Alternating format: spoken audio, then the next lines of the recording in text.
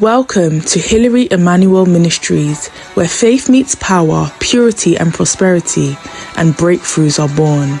At Diadem, we equip you with bold prayers, life-transforming teachings, and spiritual strategies to overcome every challenge life throws your way. Join us as we dive into God's Word, experience His presence like never before, and walk in His purpose for our lives. If you're in London, we invite you to fellowship with us in person at Diadem, 4 Pegamoid Road, N18 2NG. Don't forget to subscribe now and let's grow in faith together. I'm just going to quickly introduce you to what we are going to pray about, because today is a day of real prayers. It's a day of serious battle. So I want you to understand what we are fighting against and what we are dealing with today. That's why I want to talk to you what I call war against the wickedness nailed into the roots of your destiny. War against the wickedness nailed into the roots of your destiny. Brethren, we live in a wicked world. The level of wickedness that is being practiced on earth is unthinkable. You will see some things, you will hear some things, you will feel, how could human beings get this kind of heart to do this level of wickedness? And sometimes it's not just that they do it passively and go away.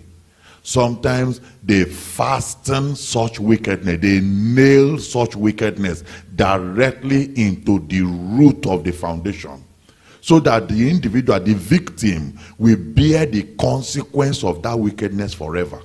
And a lot of people, unfortunately, the wickedness nailed, fastened into the roots of their destiny, they have carried it all their life. They have borne the pain of such wickedness. The wickedness, because it's fastened to the foundation, is always there. The impact will always be there. Whatsoever the person does, struggle up and down, do everything, the wickedness will swallow everything. And that person will cry, will be in pain, will be in agony, will suffer, and nothing can change anything, because that wickedness is fastened to the very foundation. Let me show you the scriptures. In Isaiah 22,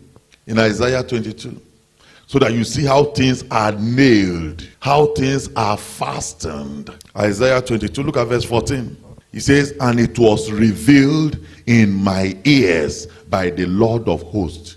Now listen, except the Lord gives you revelation, except the Lord tell you some secret things, there's no how you can know what the enemies have done. He said this one, it was God that revealed it in his ears. And what did God tell him? What did God reveal to him? He said, surely this iniquity shall not be purged from you till you die. Dear the Lord of hosts, somebody committed sin, somebody of God, somebody committed iniquity, and God told prophet Isaiah, he said there's nothing that can remove that sin from that man, not even sacrifice. He said nothing can purge that iniquity. Now let's continue. Let's see who he's talking about. Say the Lord of verse 15. Thus said the Lord God of hosts, go. He now sent prophet Isaiah. He said, go. Go get thee unto this treasurer. The man we are talking about was the treasurer of the church. He was the treasurer of the house of God, the temple. He said, go and meet the treasurer, even unto Shebna. They called his name. He said his name is Shebna, the treasurer. He said, go and meet him, which is over the house. Do you see the position? God gave him in charge of the whole house. He's over the house. God gave him the treasury, the wealth of the whole temple. He's over the treasury, and say, he said, go and meet him and say, what hast thou here? And whom hast thou here? That thou hast hewn thee out a sepulchre here, as he that heweth him out a sepulchre on high, and that graveth a habitation for himself in a rock. Because the Shebna, in those days, how you know rich people, is that rich people, they will prepare their own burial before they die. At that time, sepulchres and graves, they were being dug into the wall this way, into rocks. So you have to pay workers that know how to prepare it. They will dig it, prepare the bed, prepare everything, where the person is going to be buried. Every person will prepare his own before he dies. So Shebna has prepared his own and everything. He said, Professor Gaza should go and tell him, he said, who do you think you have here, that you've prepared yourself a sepulchre? Verse 17 says, behold, the Lord will carry thee away with a mighty captivity, and will surely cover thee. Say, you are not going to be buried in that sepulchre you prepared. Say, God is going to carry you with captivity far away.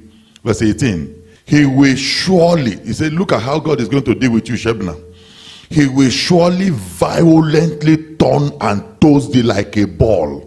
He said, God is going to throw you like a ball into a large country. He said, there shalt thou die, and there the chariots of thy glory shall be shame of thy lost house. Take note of the letters of the words of the Bible. This Shebna was decorated with glory. The Bible describes, it says, the chariot of thy glory. The chariot of thy glory. So this Shebna was given a position in the house of God until he offended God. And God said he was going to throw him like a ball into a far country in a captivity. And that's where he's going to die. And he's going to die a shameful death. Verse 19. He said, and I will drive thee from thy station, and from thy state shall he pull thee down. What does that mean? God gave Shebna a station, established him in the church, established him in the house of God, gave him a position of the treasurer.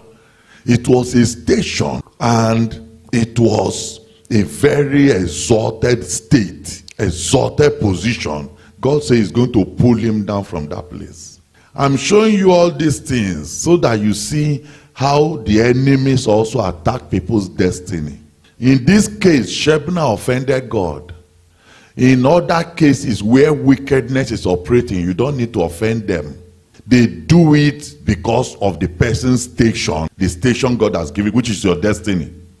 The glory God has decorated you with, which is your destiny. They can pull somebody down from that level. They can throw somebody out of the station to a wrong place. Now look at how God says he's going to go about it. Verse 20. And it shall come to pass in that day that I will call my servant Eliakim the son of Hilkiah. Now Eliakim was to be his replacement. He has picked another person to be the replacement. He said, and I will clothe him with thy robe. This is exactly similar to the operation of the enemy, where they can remove somebody's robe and put it on another person, where they can remove somebody's glory and give it to another person. He said, I will clothe him with thy robe and strengthen him with thy girdle, and I will commit thy government into his hand. Take note of how this operation is going to be executed now. And he shall be a father to the inhabitants of Jerusalem and to the house of Judah. Verse 22. And the key of the house of David will I lay upon his shoulder. So he shall open and none shall shut, and he shall shut and none shall open, which is the authority. The authority that Shebna was controlling before will be handed over to Hilkiah, to Eliakim. Now look at what follows, verse 23. He said, I'm not just going to do all this alone. I'm not going to just say, Prophet Isaiah, go and do this. Go and say this to them. It doesn't end there. It doesn't end there. Because if Prophet Isaiah speaks it and goes away, you don't know what Shebna is up to. He also can go around and begin to do some things to avert it. Look at how God says he's going to do it. Verse 23. And I will fasten him. As what? Do you see that, brethren? That's exactly how the enemies operate. When they do anything, they don't just leave it on the surface. They nail it down. They fasten it with a nail. They fasten it with a nail. So it's like that particular story they were telling about this person that went to the forest to go and use the toilet in the forest. In Africa, people go to toilet bushes to. So as he was there, he saw somebody, and he just covered it, just remained silent. And he saw that person brought out a paper and put that paper. This is a really thick forest, and put that paper on the wall, on the tree, and was. saying some word. When he says and said those things, he brought a hammer and was using one long nail and nailing that thing and speaking the word and nailing it and nailing it and nailing it and nailing it and nailing it to the tree. So after he finished and left, that man went there and pulled that nail out and saw the paper and saw that it was somebody's picture and somebody's name and everything he wrote there, and then was nailing it to the tree. It's God that sent that man ahead to go and stop that wickedness. That is what you call wickedness nailed into a sure place. If that man did not see that thing and pull that nail out, where will you go? How will you go? Where will you go for help? This is the kind of wickedness we are talking about. Who knows where they have taken our names and pictures and clothes and shoes and everything to, and done all kinds of things to it, and fasten it into the foundation of the destiny, so much that it is impossible. You don't even have idea. This one was happening because Jehovah God brought it to the knowledge of Isaiah. If Isaiah did not get this message from God, that would have been the end. He said, this thing was brought to my ears. He said, I will fasten him as a nail. Where? In a sure place. Why a sure place? So that even the people concerned will not know where it is. Even the Shebna himself will not know where the sure place is to go and attack it. Will not be. He said, "Will sure place, in a sure place, and he shall be for what? The moment I finish fasting, he will become. His life will change. His destiny will change. He will be for a glorious throne to his father's house." Assuming his wickedness, that's how it will be also. The moment they fasten it like that, the person's life will change immediately. Trouble will start. Verse 24. And he said, the moment I do that operation and I nail him to a sure place and his glory begin to manifest, look at the result. The physical manifestation that people everywhere will begin to see. Look at it in verse 24. And they shall hang on him all the glory of his father's house. You see that everybody in the family will begin to rally around him. He will become the focal point in the family, in his father's house. Everybody will begin to report to him, respect him, and do everything. So, assuming it's negative thing they did to him, that's the same thing also. Every person in the family will hate him instantly. Every person in the family will begin to attack him at once. Do you see how these things work? He said everybody will begin to hang on him, all their glory, the offspring and the issue, all vessels of small quantity, from the vessels of cup even to all the vessels of flagon. Everybody will depend on him. Verse 25. Verse 25. Look at the operation God himself is doing. Oh, I'm showing you the operation. He says, in that day that is going to do this operation, said the Lord of hosts, shall the nail that is fastened in the sure place be. Which nail is this one? The first one, the Shebna, the one that sinned, the one that God said nothing can forgive his sin. Because the time God did his own, he fastened him also with a nail. He said he's going to remove that nail. He said, in that day shall the nail that is fastened in a sure place be removed and be cut down. Brethren, that's the prayer we are going to pray today. That all wicked things that are nailed into sure places against our destiny, all kinds of wickedness that are fastened and nailed to the foundation of our destinies. Do you see why I told you that we have battle in our hands today? That's what we are going to fight against today. He said, and the burden. Because when they nail it like that, you remember the one of the second man, the one he says is going to decorate with glory and all those things. He said, the moment they put it like that, they will begin to hang all kinds of things on that nail. They begin to hang up. Everybody will bring their glory, cup, everything. They will begin to hang all their vessels on that thing. That's how it is also with wickedness. The moment they fasten with nail of wickedness into the foundation, all the whole wicked people in the foundation, all the witches, all the wizards, they will be hanging all kinds of things on that nail.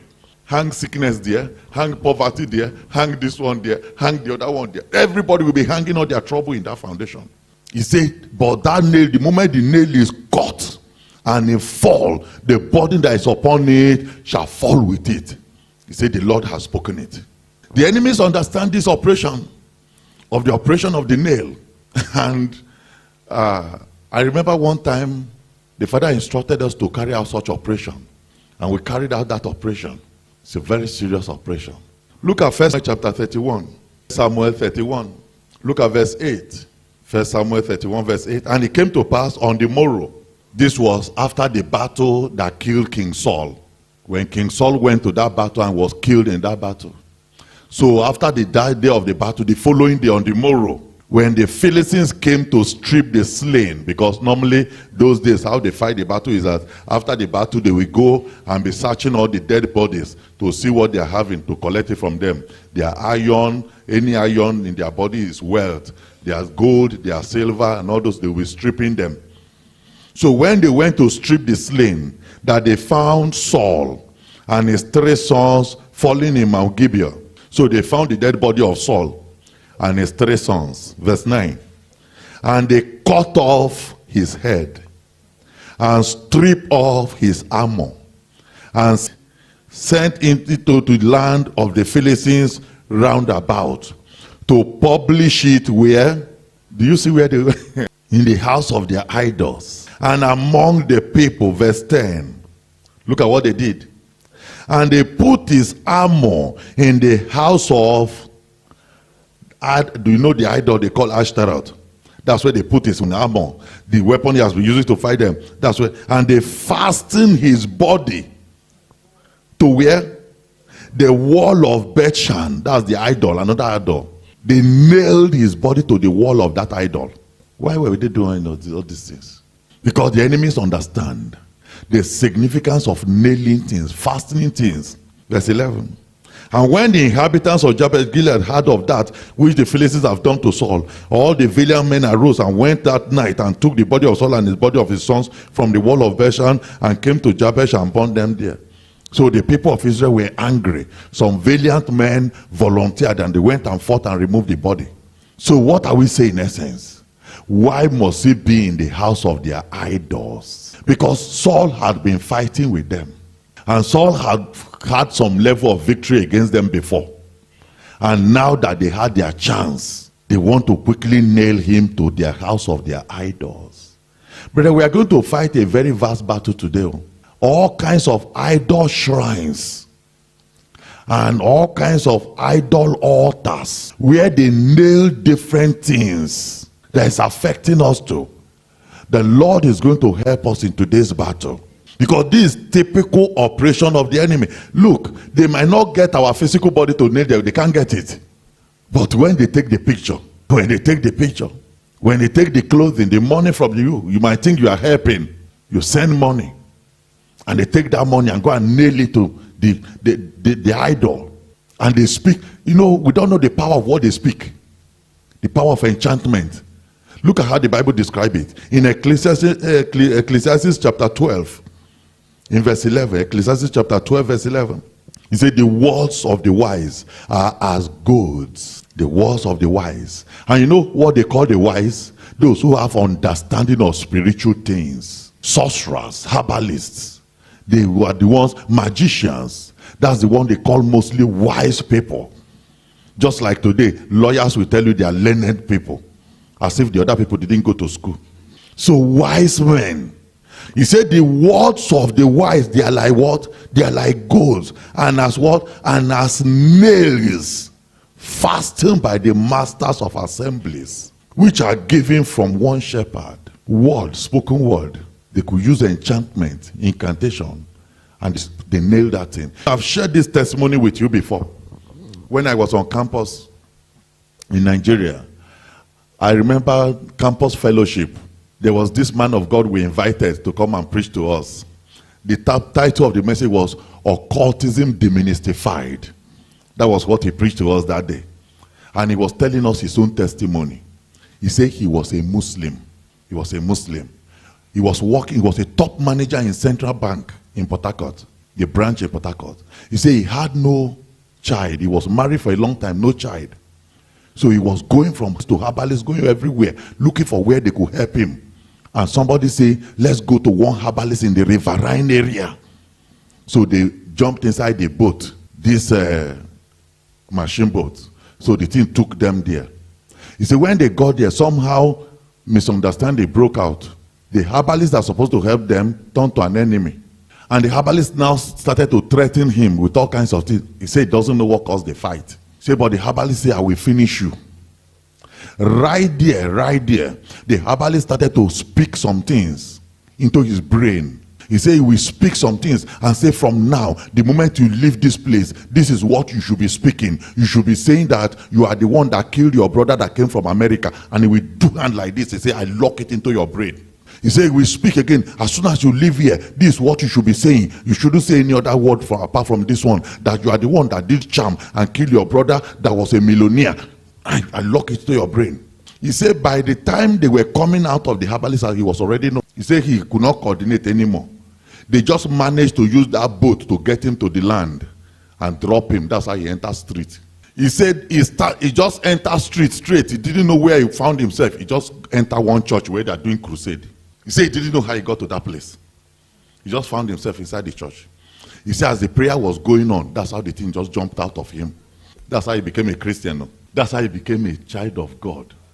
And became a pastor, a deliverance pastor, because we brought him that time. Because that time occultism was ravaging University of Nigeria and Nsukka so badly. Students, you can't go to class to read because of occultists. So we had to bring him. We had that program. So he came and gave us that testimony and prayed serious prayers on campus. So what are we saying in essence? You see that man didn't touch him, didn't do anything, but he will speak the word and lock it into his brain. He will speak the word and lock it up into his brain. And just coming out, the thing started to happen. Every pronouncement of the wicked that they nailed into the foundation of your destiny, today they shall be cut down. And all the burden that are hanging upon them, that have been weighing you down, they shall fall together with them today. So let's close our eyes, brethren. Today is the day of war. Today is the day of battle. Close your eyes and begin to talk to the Lord. And say, my God and my Father, I bring my life. I bring my destiny. I bring my life, I bring my destiny, and I cry unto you, Lord, Father, fight for me. Thank you for watching. If this message blessed you, don't forget to like, share, and subscribe to join our growing community of faith. You've just listened to the sermon, but there are powerful prayers that follow. Due to social media rules and guidelines, the prayers have been removed from this video. However, you can access the full prayers and more life-changing resources by visiting www.pastorhillary.org or downloading our app, Diadem Media. If you're in the London area, we'd love to have you fellowship with us in person at 4 Pegamoid Road, N18 2NG. If you have any questions about this message, want counseling from Pastor Hillary, or wish to share your testimonies following the prayers, please leave a comment below and someone from our team will get in touch. Until next time, may God bless you abundantly and guide you in all your ways. Stay victorious.